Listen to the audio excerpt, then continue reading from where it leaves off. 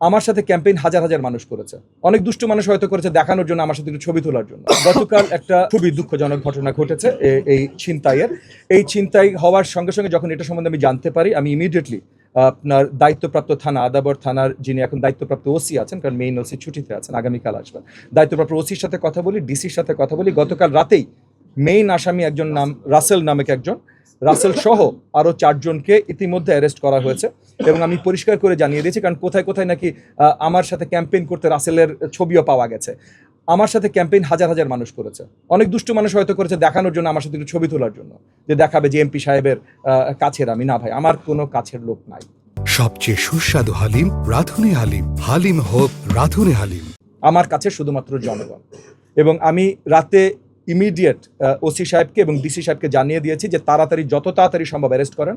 Embroidery মালিক সমিতি, মানে যাদের উপরে আক্রমণ হয়েছিল, এমব্রয়ডারি মালিক সমিতির সাথে আজকে 4টার সময় আমি মিটিং দেখেছি, তাদের সাথে বসবো, বৃহত্তর তাদের যত ঝামেলা আছে সবগুলো নিয়ে আরও পরিপূর্ণভাবে জানতে চেষ্টা করব। এবং সেটা রিলেটেড আমরা ডিসি ভারপ্রাপ্ত ওই জায়গা জোনগুলোর ওসিদের সাথে কথা বলবো।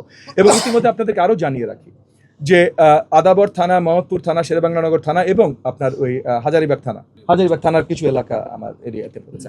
এই 4টা থানার ওসিদের সাথে ইতিমধ্যে কথা বলেছি যে তাদের আরও পর্যাপ্ত পরিমাণে শক্তিশালী হতে, কারণ আর্মি ক্যাম্পগুলো সরে যাচ্ছে, শক্তিশালী হতে কী কী প্রয়োজন তারা আমাকে তালিকাভুক্ত করে জানিয়েছে। তাদের লোকজন কত প্রয়োজন, গাড়ি কত প্রয়োজন, কী কত প্রয়োজন, এগুলো ইতিমধ্যে আমরা কমিশনার অফিস এবং আইজির অফিসের সাথে কমিউনিকেট করেছি।